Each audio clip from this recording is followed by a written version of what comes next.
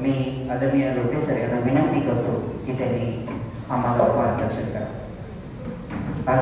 साधना मंडळ मुरुडवाड, राष्ट्रसेवा दल मुरुडवाड आणि साथी सुरेंद्र आलासे जन्मशताब्दी समिती या तिन्ही संस्थांच्या वतीने आज पूज्य साने गुरुजींच्या अमृत स्मृती दिनाच्या निमित्ताने आपण एक कार्यकर्त्यांचा मेळावा योजलेला आहे. सुरुवातीला आपणा सगळ्यांच्या तर्फे मी आदरणीय साने गुरुजी, साथी सुरेंद्र आलासे यांना विनम्र अभिवादन करतो. माझ्यापूर्वी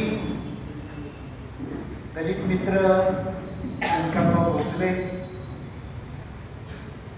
आदरणीय संपतराव बापू, सभासद ही मंडळी बोललेली आहे. आज आपण ही जी सभा किंवा मेळावा बोलवलेला आहे त्या मेळाव्याचं एक विशिष्ट असं प्रयोजन आहे. ते प्रयोजन असं आहे की साने गुरुजी जाऊन 50 वर्ष झाली, 75 वर्ष झाली आणि या 75 वर्षांमध्ये विशेषतः साने गुरुजी निवर्तल्यानंतर महाराष्ट्रामध्ये त्यांची स्मृती म्हणून, त्यांचा विचार म्हणून, त्यांची मूल्य म्हणून महाराष्ट्रामध्ये अनेक संस्था जन्माला आल्या, अनेक पक्ष पण जन्माला आले. अगदीच नाव घेऊन सांगायचं झालं तर साने गुरुजींनी आपल्या हयातीत राष्ट्रसेवा दल सुरू केलं. त्यांच्याच हयातीत समाजवादी पक्षाची स्थापना झाली. मगाशी असा एक सूर होता वक्त्यांच्या बोलण्यामध्ये की आपल्यामध्ये अनेक प्रकारच्या फळ्या निर्माण झालेल्या आहेत. अनिसचा उल्लेख केला, सेवा दलाचा उल्लेख केला, समाजवादी पक्षाचं पण सांगता येईल. मी तुम्हाला या निमित्ताने असं सांगणार आहे की याच्याकडे नकारात्मक पद्धतीने कोणी पाहू नये.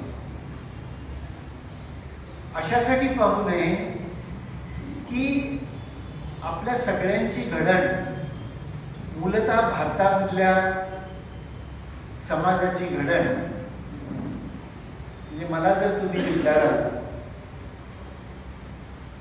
की भारतीय माणसाची घडण कशी आहे, तर भारतीय मनुष्य मूलतः आध्यात्मिक आहे. तो आध्यात्मिक आहे म्हणजे काय आहे, तर त्याला चांगलेपणाची उपजत ओढ आहे. अध्यात्म आणि देवाचा संबंध नंतर आलेला आहे. अध्यात्माचा पहिला संबंध सदाचाराशी आहे. आपण हे विसरतो केव्हा तरी की आपल्याला शब्दांची पण आता वावडी वाटायला लागलेली आहे. मी अलीकडे फार बारीक वाचायला लागलेलो असल्यामुळे तुम्हाला मी सांगेन की शब्दांच्या ॲलर्जीपासून आता आपण पुढे गेलो. आशय बघितला पाहिजे आणि आशय बघून तो आशय आपल्या आचरणात कसा आणता येईल असा विचार भविष्य काळात आपण केला पाहिजे. मी धर्मांचं तुम्हाला सांगत होतो की जगातले सगळे धर्म त्यांचा इतिहास तुम्ही पहा. ख्रिश्चन धर्म आहे, त्याचं विभाजन झालं प्रोटेस्टंट आणि कॅथॉलिकमध्ये. इस्लाम धर्म घ्या, त्याचं विभाजन झालं शिया सुन्नीमध्ये. जैन धर्म घ्या, त्याचं विभाजन झालं दिगंबर श्वेतांबरमध्ये. बौद्ध धर्म घ्या, हिनयान महायानमध्ये. जिथे माणसाची आणि समाजाची घडण करणारे धर्मांच्या मध्ये विभाजन होतं, तिथे वैचारिक मतभेदांनी संघटनांमध्ये विभाजन झालं म्हणून काही दुःख वाटण्याचं कारण नाही. मात्र अंतर्मुख होण्याची मात्र ती गोष्ट आहे. म्हणजे गळा काढून बोलण्यापेक्षा गळा भरून पुढच्या काळात काय करता येईल, गाळ बाजूला सारून याचा विचार भविष्य काळात तुम्ही आणि आम्ही सगळ्यांनी केला पाहिजे. त्याची ही योग्य वेळ आहे. साने गुरुजींची अमृत स्मृती, अमृत मंथनाचं वर्ष म्हणून आपण साजरं केलं पाहिजे. कशाचं अमृत मंथन?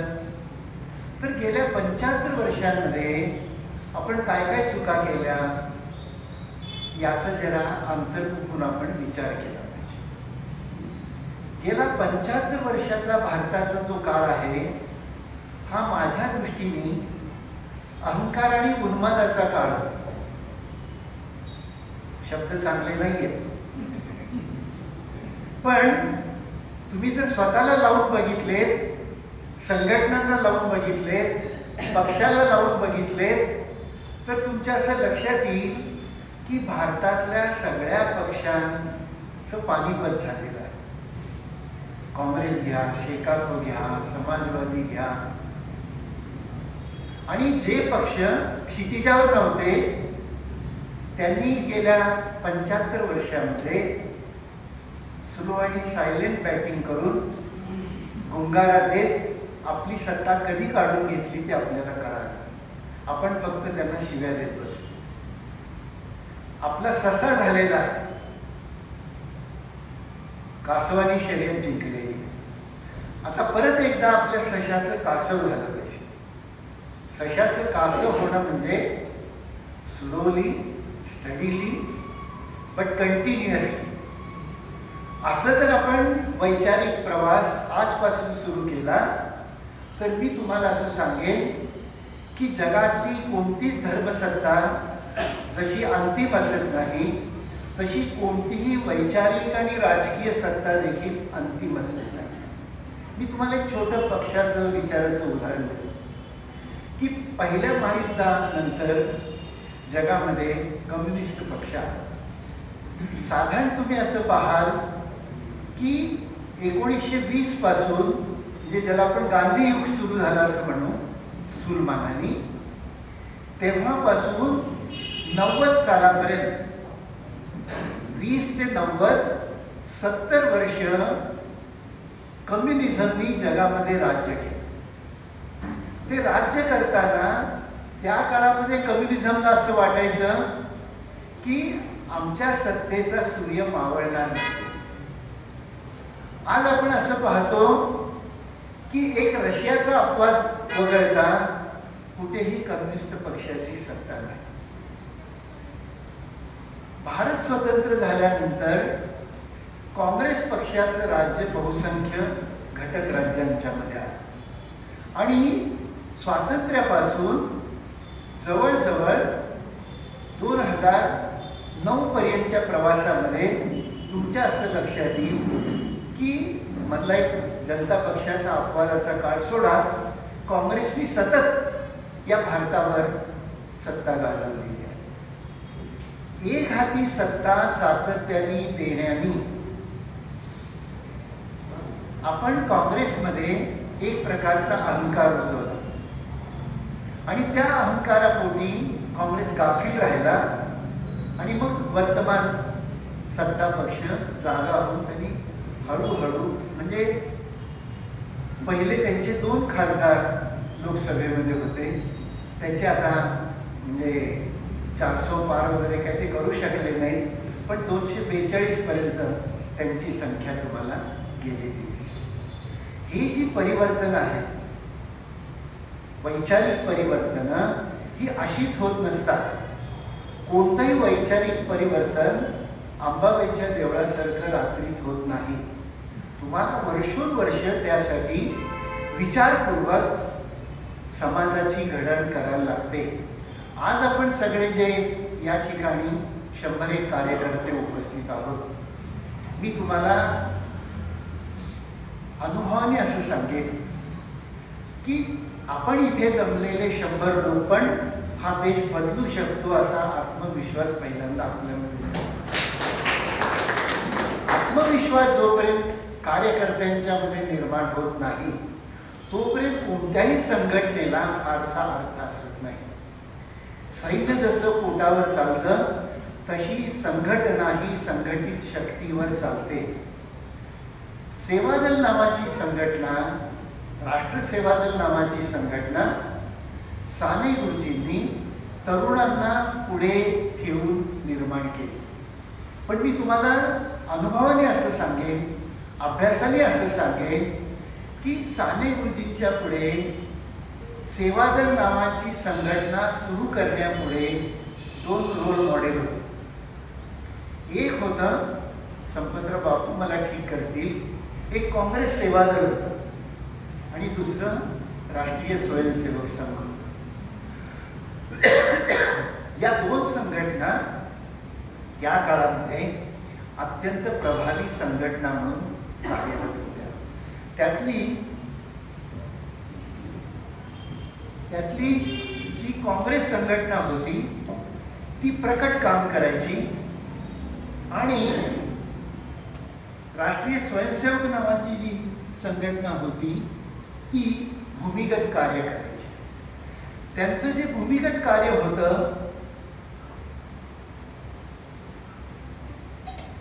हे मित्रांनो, तुम्ही त्यांना किती नावं ठेवा, राष्ट्रीय स्वयंसेवक संघाला नावं ठेवण्यापेक्षा त्यांनी जे यश कमावलेलं आहे त्याचा आपण केव्हा तरी विचार करून ॲडॉप्टेशन पण केलं पाहिजे. चांगल्या गोष्टीचं अनुकरण केलं पाहिजे. कोणतीही चांगली गोष्ट असेल त्याचं अनुकरण केलं पाहिजे. मी तुम्हाला एक छोटं उदाहरण फक्त सांगतो की समर्पित कार्यकर्ता नावाची गोष्ट काय असते. शरद पवारांनी सांगितलेली गोष्ट मी सांगितलेली, त्यामुळे ती सांगोवांगी वगैरे काही नाही. शरद पवार नावाचं रसायन वर्तमानात महाराष्ट्रामध्ये एक असं रसायन आहे की ते कितीही तणनाशक टाका मरत नाही.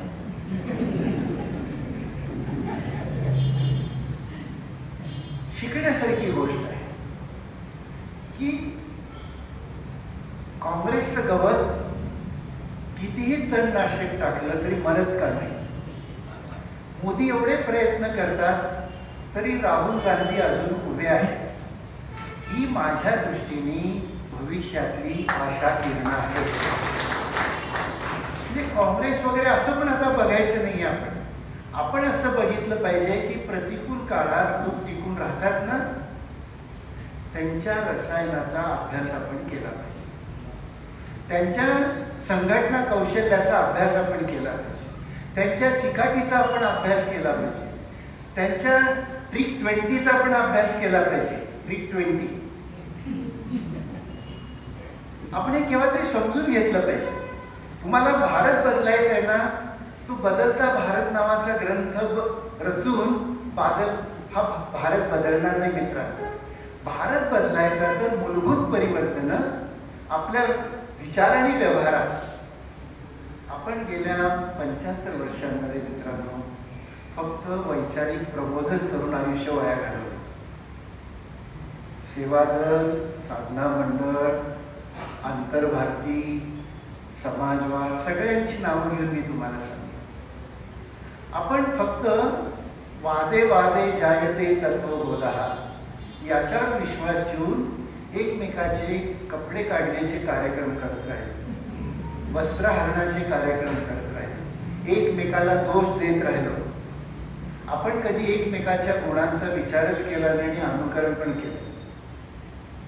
मी तुम्हाला शरद पवारांचं उदाहरण सांगतो. शरद पवार आसामच्या दौऱ्यावर गेले आणि शिलाँगच्या विमानतळावर ते उतरले आणि असे निघाले. निघता निघता त्यांना एक माणूस दिसला. शिलाँगच्या विमानतळावर माणूस दिसला आणि तो काहीतरी कट्टे घेऊन असा निघालेला होता. शरद पवारांनी त्या ग्रस्ताला बघितला नाही. त्यांना आठवलं, अरे हा तर आपला बालमित्र आहे. त्यांनी त्याला नावाने हाक मारली. तो आला ते म्हणले तुम्ही इकडं कुठे? तर ते म्हणले तुम्ही इकडे कसे काय? म्हटले मी तुमची संगत सोडल्यापासून इथेच आहे. तुमची संगत सोडल्यापासून याचा अर्थ आपलं शिक्षण सुटल्यापासून मी इथेच आहे, शिलाँगमध्ये. तर म्हटले इथे काय करता? तर म्हटले मी हिंदू धर्माचा प्रचार करतो. शरद पवार चिकित्सक. ते म्हटले कुटुंबाचं काय? कुटुंब म्हटले पुण्यात आहे. मुलं काय करतात? मुलं म्हटले अमेरिकेत आहे. आणि तू काय करतो? तर मी काय नाही, मी 1900 साधारणपणे 60 साली इथे सर्व वेळ कार्यकर्ता म्हणून आलो आणि आजही मी सर्व वेळ कार्यकर्ताच आहे. मी 60 वर्षापूर्वी कार्यकर्ता होतो, आजही कार्यकर्ताच आहे. आपल्याकडे कार्यकर्ता नावाची जी पलटण आहे ती कार्यकर्ता राहायला तयार नसते, त्यांना नेतृत्व पाहिजे असते. 4 माणसं बाजूला झाली, मागे आली की लगेच त्याला फुरफुरी येते. पक्ष फोडायची, संघटना फोडायची, झेंडा लावायची. ही जी फुरफुरी आहे हे आपल्या विभाजनाचं रहस्य आहे. आपण 4 लोकांना घेऊन हातात हात घालून चालू शकत नाही, हे आपलं सगळ्यात मोठं वैगुण्य आहे. की मी तुम्हाला असं सांगेन की ज्यांना भविष्य काळात संघटन करायचं आहे त्यांनी कुछ सब्र करो, कुछ बर्दाश्त करो, ही 2 वाक्य जरी लक्षात ठेवली, सहन करा, स्वीकारा, दुर्गुणांच्याकडे दुर्लक्ष करा, गुणांची पूजा करा आणि गुणांना आणि सद्विचाराला घेऊन पुढे जा. असं जर आपण कदाचित नवा विचार घेऊन संघटनेकडे बघायला लागलो तर आपल्याला उज्ज्वल भविष्य आहे हे काही सांगायला कुठल्या ज्योतिषाची गरज नाही. राष्ट्रसेवा दल, समाजवाद, स्वातंत्र्य, संग्राम, बंधुता, धर्मनिरपेक्षता ही जी मूल्य आहेत, संविधानाची जी मूल्य आहेत, मी तुम्हाला अभिमानाने असं सांगेन की सेवादल आणि समाजवादाची मूल्य ही भारताच्या घटनेचीच मूल्य आहे. आणि भारतीय घटना इतकी मजबूत आहे मित्रांनो की कितीही निरंकुश सत्ता आली तरी हे संविधान अमेरिकेत सहज मोडता येतं, भारतात मोडता येत नाही याची खात्री बाळगा. ती खात्री अशासाठी आहे की भारतातला सामान्य नागरिक सगळ्यात पवित्र काय मानत असेल, भगवद्गीतेपेक्षा पवित्र काय मानत असेल तर ते भारतीय संविधानाला मानते.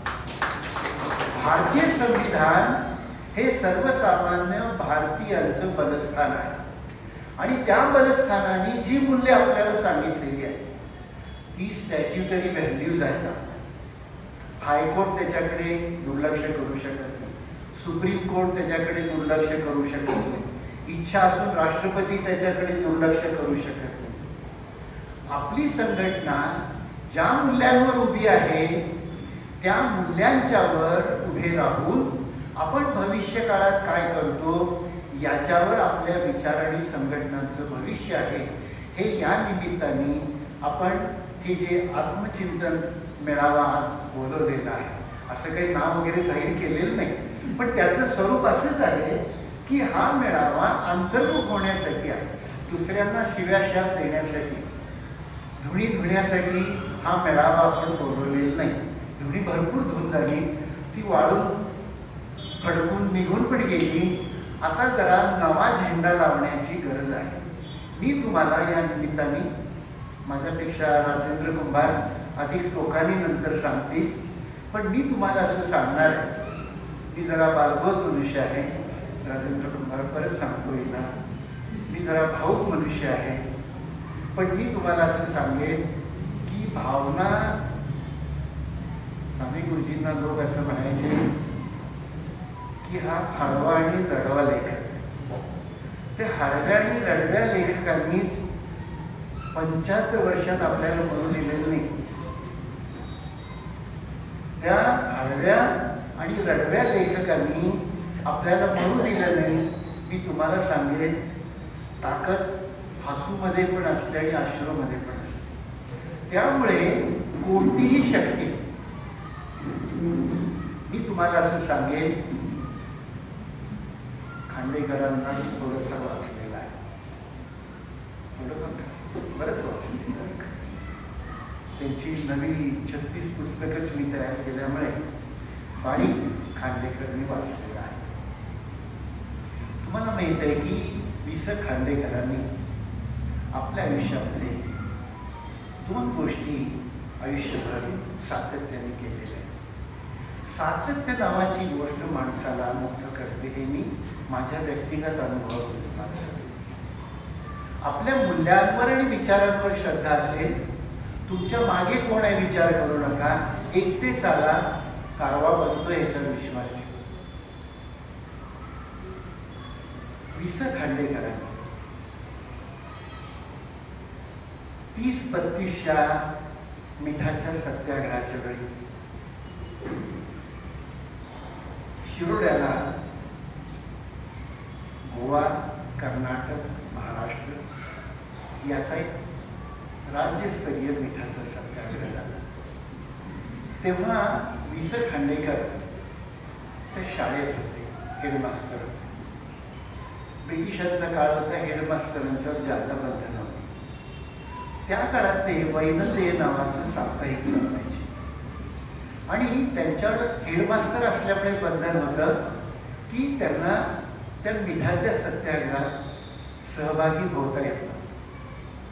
पण मला प्रकटरित्या या मिठाच्या सत्याग्रहात सहभागी होता येणार नाही, पण मी भूमिगतरित्या काय करू शकतो असा विचार खांडेकरांनी केला.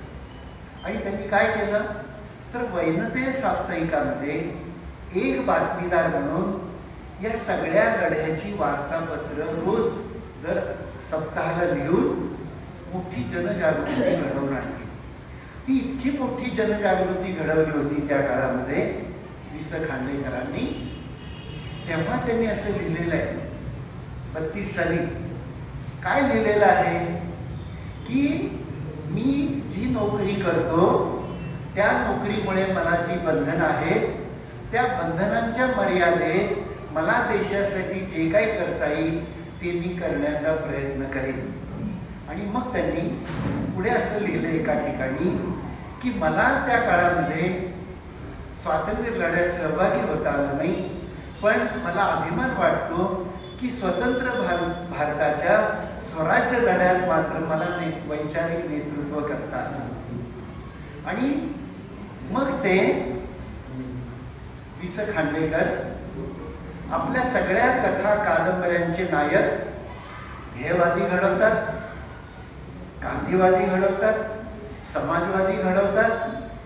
संपूर्ण साहित्य हे गांधीवाद आणि समाजवादाने घडवलेलं साहित्य आहे. या वि स खांडेकरांना पहिलं ज्ञानपीठ भारताचं मिळालं. ते कुणी मिळवून दिलं तर ते मिळवून दिलं त्यावेळेचे पंतप्रधान नरसिंहराव. नरसिंहराव हे भारताचे पंतप्रधान असताना त्यांनी असं सांगितलं की तुम्ही इतक्या लोकांना भारतीय ज्ञानपीठाचं पारितोषिक दिलं, पण मूलभूत वैचारिक लेखन करणारा लेखक मला माहीत आहे. आणि मला हे कदाचित किती लोकांना माहीत आहे मला माहीत नाही की पी व्ही नरसिंहराव हे पुण्याला फर्ग्युसनमध्ये शिकलेले ग्रस्त आहेत. त्यांना मराठी छान येतं. आपल्या 75 सालच्या साहित्य संमेलनामध्ये त्यांचं फार छान उद्घाटनपर भाषण कराडमध्ये झालेलं तुम्ही वाचा केव्हा. या माणसाने महाराष्ट्राला किती ओळखलेलं आहे. 41 साली फर्ग्युसनमध्ये राहत असताना त्यांनी आपल्या मित्राला एक पत्र लिहिलेलं आहे. त्या पत्रामध्ये नरसिंहराव महाराष्ट्राचं निरीक्षण ते आंध्र प्रदेश, मूळ आंध्र प्रदेश, तेलुगू त्यांची मातृभाषा. तेलुगूमध्ये त्यांनी ययातीचं भाषांतर केलेलं. ययातीचं भाषांतर तेलुगूमध्ये PV नरसिंहरावांनी केलं. त्यांनी 41 साली आपल्या मित्राला आपल्या महाराष्ट्राबद्दल असं सांगितलंय छोट्या पत्रामध्ये. एक वाक्य आहे फक्त छोटं, तुम्हाला ते पटेलच. आज तुम्ही आज जी वर्तमानपत्र वाचता, आज वर्तमानपत्रांचे सगळे मथळे इंग्रजीमय आहेत. मॅच फिक्सिंग सहज येतं, म्हणजे आपल्याला कळत नाही की आपण इंग्रजी वाचायला. आपली मराठी भाषा आपण इतकी मागे टाकलेली आहे की त्याचं कर्ता कर्म केव्हाच लयाला गेलं. आता क्रियापद फक्त राहिलेलं आहे.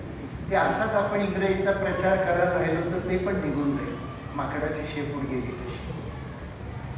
41 साली नरसिंहरावांनी असं सांगितलंय, Marathi is most anglicised language of India. Marathi ही भारतातली सगळ्यात इंग्रजाळलेली भाषा आहे. मी त्याच्या पुढे तुम्हाला जाऊन सांगेन की महाराष्ट्रीय समाज हा भारतातला सगळ्यात इंग्रजाळलेला समाज आहे. इंग्रजाळ म्हणजे युरोपियन झालेला समाज आहे. खांडेकर का मोठे? खांडेकरांनी मार्क्स पण वाचलेला आहे, गांधीवाद पण वाचलेला आहे, आणि समाजवाद कसा निर्माण झाला त्याचं त्यांनी एक उत्तर एका लेखामध्ये लिहून ठेवलेलं आहे. ते म्हणले समाजवाद म्हणजे दुसरं तिसरं काही नाही, मार्क्सवर गांधीवादाचे कलम म्हणजे समाजवाद. मार्क्सवादावर गांधीवादाचे कलम म्हणजे समाजवाद. म्हणजे काय तर मार्क्सवाद हा रेजिमेंटेड फिलॉसॉफी आहे की त्याच्यामध्ये व्यक्ती विचाराला फारसं स्थान नाही, हृदय परिवर्तनाला स्थान नाही, भावनेला स्थान नाही. रेजिमेंट सैनिकीकरणाला मात्र संघटित शक्तीला फार मोठं स्थान. मला असं वाटतं आज परत की आपल्याला मार्क्सची पण गरज आहे, गांधींची पण गरज आहे, साने गुरुजींची पण गरज आहे. कारण मी मगाशी माझ्या भाषणाच्या सुरुवातीला जे सांगितलं ते परत एकदा सांगतो की भारतीय समाजची जी 2 वैशिष्ट्य आहेत, एक अध्यात्म मी सांगितलं तुम्हाला, दुसरा आहे व्यक्तिपूजा. व्यक्तिपूजेतून आपण बाहेर पडत नाही. आपले जे अनेक दोष आहेत त्यामध्ये भविष्य काळामध्ये आपल्याला या विचारांना जर बळ द्यायचं असेल, संविधानिक मूल्यांना जर बळ द्यायचं असेल, तर आपण व्यक्तिपूजेकडून विचारपूजेकडे किंवा विचार व्यवहाराच्या आचरणाकडे आपला लोकव्यवहार ठेवला पाहिजे. तरच मित्रांनो आपल्याला भविष्य आहे.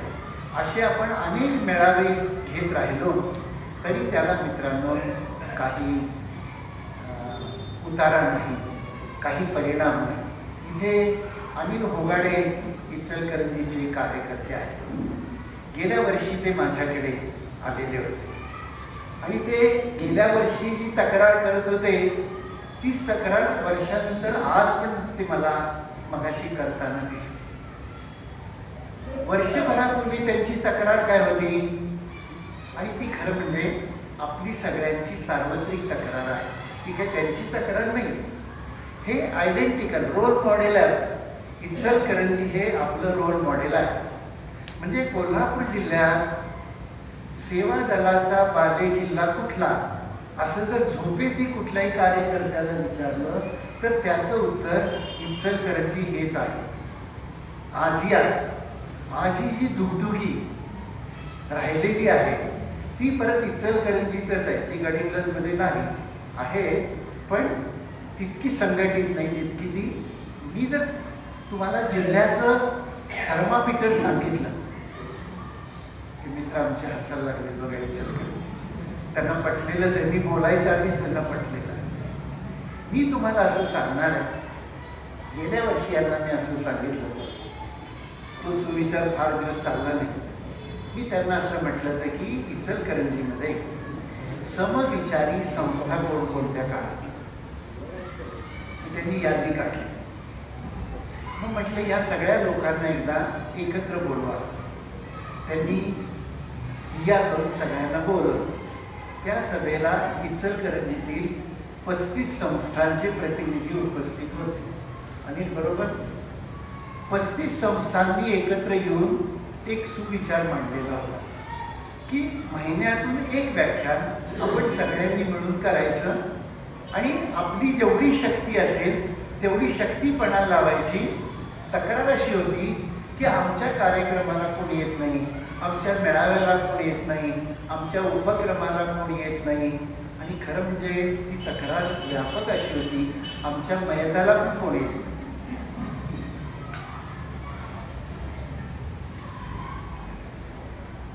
काहीतरी मी विचार सांगितला, ते एकत्र आले. मी तुम्हाला सांगतो, इजा बिजा तिजाच झालं. 3च व्याख्यानं झाली राजेंद्र कुमारजी. 4थं होऊ शकलं नाही. माझं, एक तुमचं आणि प्रसादचं मांडा नीलम. या पलीकडे त्या व्याख्यानांची कक्षा गेली नाही. मी एक उदाहरण म्हणून सांगणार आहे. आपले दोष काय? मी मगाशी अनिलला विचारलं की कसं चाललंय. बंद पडले म्हटले नेहमीप्रमाणे. आपण बंद पडण्यामध्ये आणि पाडण्यामध्ये माहीर आहोत. काय चालू झालं की खेट्ट काढायचं. चांगलं चाललं म्हटलं म्हणजे व्यंकाप्पा चांगली आश्रमशाळा चालवतात म्हटले की एक अँटी करप्शनला पत्र लिहायचंच की इथे भ्रष्टाचार झालेला आहे. संपत बापूंनी शेका पक्षातर्फे काहीतरी मोर्चा काढला तर पोलिसाला पत्र लिहायचं, यांची चौकशी करा. ससेमिरा लावून द्यायचं की अरे आपला माणूस म्हणजे आपला माणूस नावाची जी गोष्ट आहे ती केव्हा तरी आपण स्वीकारली पाहिजे. आपला माणूस म्हणजे आपल्या घरातले लोक आपले असतात ना. आपल्या घरातले लोक आपले असतात का नाही ती पण आता शंकेचीच गोष्ट आहे. आपलं घर पण आता शंकाखोर झालेलं आहे. म्हणजे एका घरामध्ये 4 पक्षाचे 4 आमदार असतात हे त्याचं व्यवच्छेदक लक्षण आहे की आपलं घर कसं तुटलेलं आहे याचं ते लक्षण आहे. देश पण असाच विभाजित झालेला आहे, समाज असाच विभाजित झाला आहे. हे मी गमतीनं जरी सांगत असलो तरी मी गांभीर्याने तुमच्या पुढे ठेवतो की आपलं वस्त्रहरण कुणी दुसऱ्यांनी करण्याची गरज नाही. आपण अंतर्मुख होऊन आपल्याकडे आपण अशी पाहावे आपुल्याचा आरशात असा हा दिवस असल्यामुळे आपण अंतर्मुख होऊन गेल्या 75 वर्षात संघटनात्मक पातळीवर आपण काय चुका केल्या, वैचारिक पातळीवर आपण काय चुका केल्या, ध्येयामध्ये काही प्रतारणा केली, या सगळ्याचं पुनरावलोकन करून सिंहावलोकन करून 47ला भारताला 100 वर्ष स्वातंत्र्याला 22 वर्ष आहेत अजून आपल्याला. हे 22 वर्ष माझ्या पण कुंभार लक्षात कसं आलं, काल महाराष्ट्र शासनाने मला असा ऑनलाईन सल्ला सभेला बोलवलेलं होतं आणि त्यांनी काय सांगितलं तर मला तो होता संदर्भ मराठी भाषेची ऊर्जितावस्था 47 सालापर्यंत कशी करता येईल. आणि शासन फार मला हुशार वाटलं त्या दिवशी. का त्यांचं जे परिपत्रक मला होतं ना ते फार हुशारीचं पत्र.